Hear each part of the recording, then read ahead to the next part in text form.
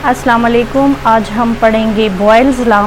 Book में जो एसएलओज दिए गए हैं उनमें से एक एसएलओ है कि account for pressure volume change in a gas using Boyle's law, के बॉयल्स लॉ को इस्तेमाल करते हुए प्रेशर वॉल्यूम चेंज को डिस्कस करें कि प्रेशर और वॉल्यूम का एक दूसरे के साथ क्या रिलेशनशिप है। स्टूडेंट्स, प्रेशर और वॉल्यूम के दरमियान जो रिलेशनशिप है वो डिराइव किया था बॉयल्स ने, इसीलिए प्रेशर वॉल्यूम रिलेशनशिप स्टडी करने के लिए हम बॉयल्स लॉ स्टडी करते हैं।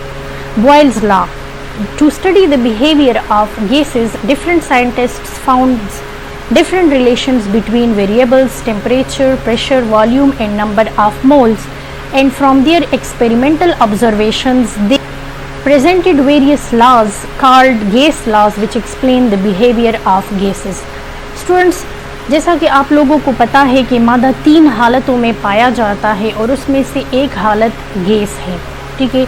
तो गैस की बिहेवियर यानी मादे की इस हालत की बिहेवियर स्टडी करने के लिए साइंटिस्ट्स ने temperature, pressure, volume and number of moles के दरमियान रिलेशंस फाइंड किए। उन्होंने एक्सपेरिमेंट्स किए और एक्सपेरिमेंट्स के बेस पर उन्होंने रिलेशंस फाइंड किए और उन्होंने इन रिलेशंस को in the form of laws present किया जिसे हम गैस लॉज कहते हैं।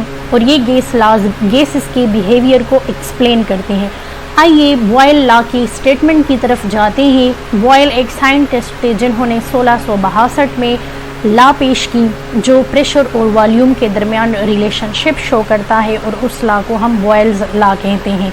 आइए देखते हैं कि बॉयल लॉ क्या कहता है।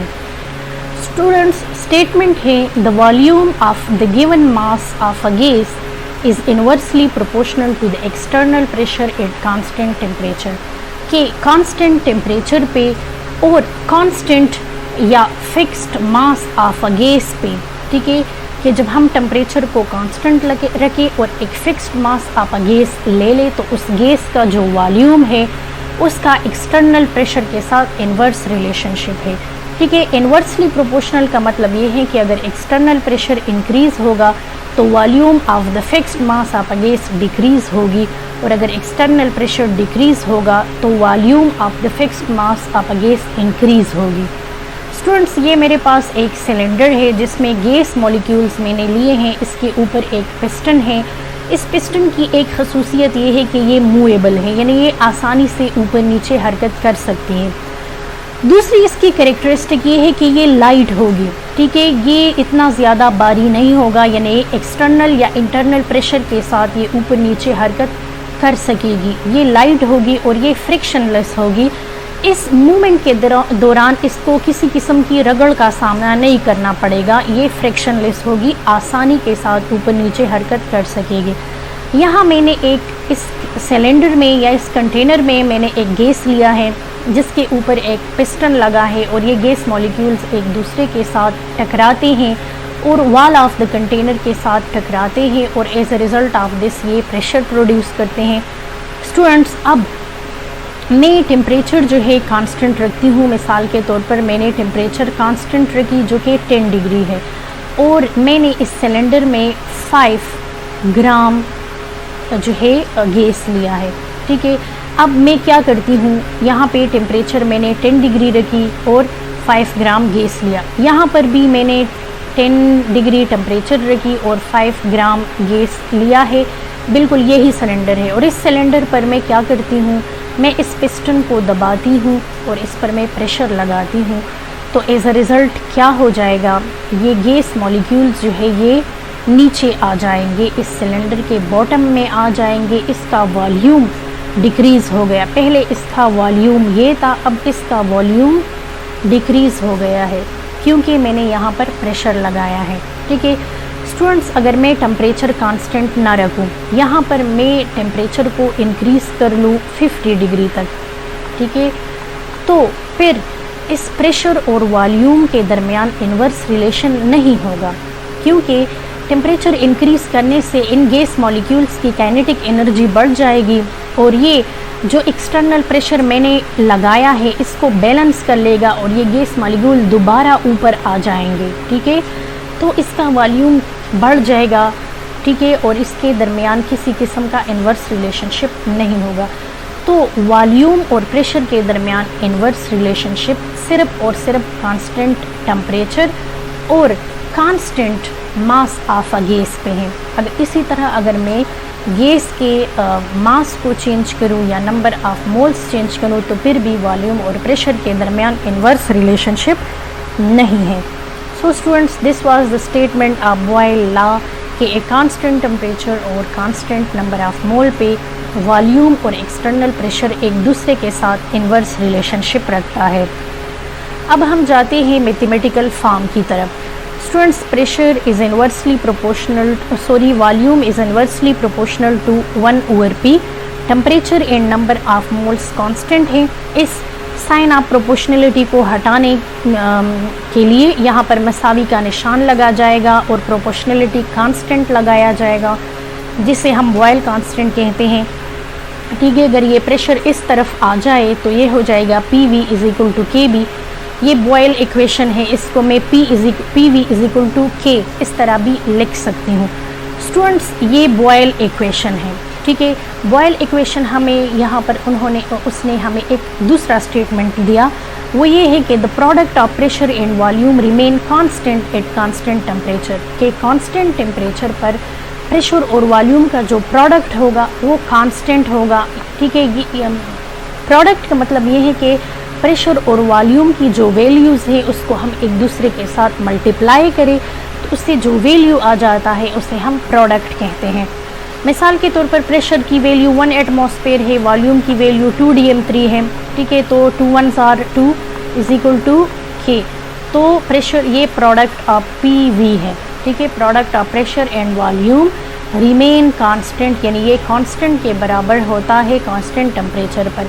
अब हम PV = K बॉयल इक्वेशन की एक्सपेरिमेंटल वेरिफिकेशन करते हैं कि ये किस तरह K के बराबर होती है। आइए चलते हैं एक्सपेरिमेंटल वेरिफिकेशन की तरफ। स्टूडेंट्स, ये एक्सपेरिमेंटल वेरिफिकेशन है, आप लोग देख सकते हैं कि यहाँ मैंने 3 सिलेंडर्स लिए हैं या 3 कंटेनर्स लिए हैं। पहले सिलेंडर में मैंने गैस लिया है। ठीक है, गैस मॉलिक्यूल एक दूसरे के साथ टकरा रहे हैं, वॉल ऑफ द कंटेनर के साथ टकरा रहे हैं। इस गैस का जो वॉल्यूम है वो 4 dm3 है। यहाँ पर इस पर मैंने 1 एटमॉस्फेरिक प्रेशर लगाया है, 1 वेट मैंने इसके ऊपर रखा है और पिस्टन के ज़रिए मैंने प्रेशर लगाया है। ठीक है, तो PV = K। अब मैं ये प्रूव करूँगी कि इससे क्या वैल्यू आती है। प्रेशर की वैल्यू 1 एटमॉस्फेयर है, वॉल्यूम 4 dm3 है, 4 1s are 4, तो K की वैल्यू आई 4 एटमॉस्फेयर dm3। ठीक है स्टूडेंट्स, अब मैंने क्या किया, यहाँ पर मैंने इस पर 2 वेट्स रखे और प्रेशर मैंने 2 एटमॉस्फेयर की, यानी प्रेशर मैंने बढ़ाई। तो as a result of this ये वॉल्यूम जो है वो डिक्रीज़ हो गया, इतना वॉल्यूम डिक्रीज़ हो गया और वॉल्यूम 2 dm3 तक आया। स्टूडेंट्स, तो अब मैं PV = K, चूँकि वो PV थी तो ये P1 है और ये है V1 = 2 dm3, यानी प्रेशर मैंने इंक्रीज़ की तो वॉल्यूम डिक्रीज़ हो गई। P1 V1 = K। P1 की वैल्यू 2 एटमॉस्फेयर है, V1 की वैल्यू 2 dm3 है, तो 2 2s are 4, K की वैल्यू मेरे साथ आई 4। ठीक है, यहाँ भी K की वैल्यू 4 आई थी, यहाँ भी K की वैल्यू 4 आई। तो इसका मतलब है कि PV = P1 एंड V1। अब हम यहाँ पर देखते हैं स्टूडेंट्स, मैंने प्रेशर को मज़ीद इंक्रीज़ किया। P2 मैंने यहाँ पर 4 वेट्स रखे और मैंने प्रेशर को इंक्रीज़ किया, 4 एटमॉस्फेयर प्रेशर मैंने लगाई। तो as a result of this V2 जो है वो 1 dm3 तक आया, वॉल्यूम मज़ीद डिक्रीज़ हो गया। तो P2 V2 = K। Value put करने से 4 × 1 = 4 एटमॉस्फेयर dm3। तो स्टूडेंट्स, यहाँ पर K की वैल्यू दोबारा 4 आ गई। तो एक्सपेरिमेंटली ये वेरीफाई हो गया कि PV = K, क्योंकि यहाँ पर तीनों वैल्यूज़ जो है वो सेम आए। ठीक है, P1 and V1 = P2 and V2 and so on. ठीक है, PV = K, ये K के बराबर होती है। इस तरह अगर आप P3 and V3 P4 and V4, P5 and V5, ये सब के सब जो है इनकी वैल्यूज़ k के बराबर होगी, इनकी वैल्यूज़ जो है वो सेम होगी। यहाँ पर इन तीनों केसेस में k की वैल्यू जो है वो सेम है, 4 है, इसीलिए PV is equal to P1 V1, P1 V1 equal to P2 V2 and again all of them are equal to k की वैल्यू सेम हो गई। ठीक है स्टूडेंट्स, ये एक्सपेरिमेंटल वेरिफिकेशन थी। अब हम जाएंगे ग्राफिकल रिप्रेजेंटेशन की तरफ। ग्राफ के ज़रिए हम बॉयल लॉ को रिप्रेजेंट करेंगे। स्टूडेंट्स, यहाँ पर हमने टेम्परेचर को कांस्टेंट रखी थी। इन तीनों एक्सपेरिमेंटल वेरिफिकेशन के दौरान temperature in number of moles जो थी वो कांस्टेंट थी, इसको हमने चेंज नहीं किया था। ओके स्टूडेंट्स, ग्राफिकल रिप्रेजेंटेशन है। ओके, यहाँ पर हमें पहला ग्राफ दिखाई दे रहा है। पहला ग्राफ जो है ये वॉल्यूम और प्रेशर के दरमियान है। स्टूडेंट्स, हमें पता है कि बॉयल लॉ कहता है कि volume is inversely proportional to pressure. ठीक है, at constant temperature and number of mole पे volume of a given mass of a gas is inversely proportional to pressure. ठीक है स्टूडेंट्स, ये याद रखें कि हमेशा आपने इंडिपेंडेंट वेरिएबल को एक्स एक्सिस पर लेना है। तो प्रेशर एक्स एक्सिस पे मैं लूँगी क्योंकि ये इंडिपेंडेंट वेरिएबल है, और वॉल्यूम मैंने वाई एक्सिस पे लिया है क्योंकि ये डिपेंडेंट वेरिएबल है। वॉल्यूम की जो वैल्यू है वो प्रेशर पे डिपेंड करती है। प्रेशर इंक्रीज़ करने से वॉल्यूम की वैल्यू डिक्रीज़ होती है और प्रेशर डिक्रीज़ करने से वॉल्यूम की वैल्यू इंक्रीज़ होती है। तो यहाँ पर मैंने ग्राफ लिया है। इन दोनों के दरमियान जो ग्राफ होगी वो हमेशा कर्व होगी, और इस कर्व को हम आइसोथर्म कहते हैं क्योंकि ये कांस्टेंट टेम्परेचर पे ऑब्टेन हुआ है। आइसो का मतलब है सेम, थर्म मीन टेम्परेचर। ये कर्व जो है ये कांस्टेंट टेम्परेचर पे ऑब्टेन हुई है, इसीलिए हम इसे आइसोथर्म कहते हैं। स्टूडेंट्स, अब हम देखते हैं, ये मैं वैल्यू लेती हूँ, डेटा लेती हूँ, ठीक है, और ये इस तरह और ये इस तरह। स्टूडेंट्स, आप यहाँ पर देखें कि यहाँ पर जब प्रेशर 1 एटमॉस्फेयर है तो वॉल्यूम 4 dm3 है। प्रेशर 2 एटमॉस्फेयर हो गई यानी प्रेशर इंक्रीज हो गई तो वॉल्यूम 3 dm3 हो गई, यानी वॉल्यूम 4 से डिक्रीज हो गई, 3 पर आई। यहाँ पर जब प्रेशर मैंने 3 एटमॉस्फेयर किया तो वॉल्यूम 2 dm3 हो गई, और जब प्रेशर मैंने मज़ीद इंक्रीज़ किया यानी 4 एटमॉस्फेयर एक प्रेशर मैंने लगाई तो वॉल्यूम जो है वो 1 dm3 तक नीचे आया। ठीक है, तो ये ग्राफ रिप्रेजेंट करता है कि when the pressure increases volume of the given mass decreases. ठीक है, अब स्टूडेंट्स हम जाते हैं दूसरे ग्राफ की तरफ। दूसरा ग्राफ हमने लिया है प्रेशर और 1/v के दरमियान। ठीक है, so students, pressure is inversely proportional to, students Boyle law है कि volume is inversely proportional to pressure.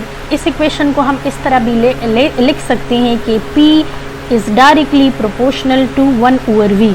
Students, pressure और वॉल्यूम का इनवर्स रिलेशनशिप है, लेकिन प्रेशर और 1/v का डायरेक्ट रिलेशनशिप है, इसीलिए ये ग्राफ जो है बिल्कुल स्ट्रेट लाइन आया है। ठीक है, ये स्ट्रेट लाइन है। अगर मैं यहाँ से डेटा ले लूँ, ठीक है, ऐसे मैंने डेटा ले लिया, फिर ये लाइन जो है ये बिल्कुल बीच में आएगा, ऐसे आएगा। ठीक है, सो जैसे ही प्रेशर यहाँ पर इंक्रीज़ हो रहा है स्टूडेंट्स, जैसे ही प्रेशर इंक्रीज़ हो रहा है तो 1/v की वैल्यू इंक्रीज़ हो रही है, लेकिन वॉल्यूम की जो वैल्यू है वो डिक्रीज़ हो रही है। यहाँ पर देखिए, यहाँ पर प्रेशर 1 है तो वॉल्यूम जो है 1/2 है। प्रेशर इंक्रीज हो रही है 2 तो वॉल्यूम 1/3 है, यानी 1/v की वैल्यू इंक्रीज हो रही है। यहाँ पर प्रेशर 3 हो गया यानी इंक्रीज हो गया तो 1/v की वैल्यू 1/4 हो गई, यानी 1/v की वैल्यू इंक्रीज कर रही है, लेकिन वॉल्यूम की जो वैल्यू है वो डिक्रीज हो रही है। स्टूडेंट्स, 1/2 और 1/2 यानी 2 में से एक हिस्सा, 1/3 यानी 3 पार्ट्स में से एक हिस्सा, और 1/4 पार्ट्स में से एक हिस्सा। तो 1/v की वैल्यू तो इंक्रीज कर रही है, लेकिन वॉल्यूम जो है वो डिक्रीज हो रही है। सो अब हम जाते हैं अगले ग्राफ की तरफ। अगला ग्राफ जो है वो हम PV is equal to K, इस इक्वेशन को हम ग्राफ के ज़रिए साबित करेंगे कि PV किस तरह K के बराबर होता है। स्टूडेंट्स, इस इक्वेशन का मतलब ये है कि प्रोडक्ट ऑफ PV ये हमेशा K के बराबर होती है, इर्रिस्पेक्टिव ऑफ द इंक्रीज या डिक्रीज ऑफ टेम्परेचर, यानी प्रोडक्ट ऑफ पीवी हमेशा के बराबर होगी, इस पर प्रेशर के इंक्रीज या डिक्रीज करने का कोई असर नहीं पड़ेगा।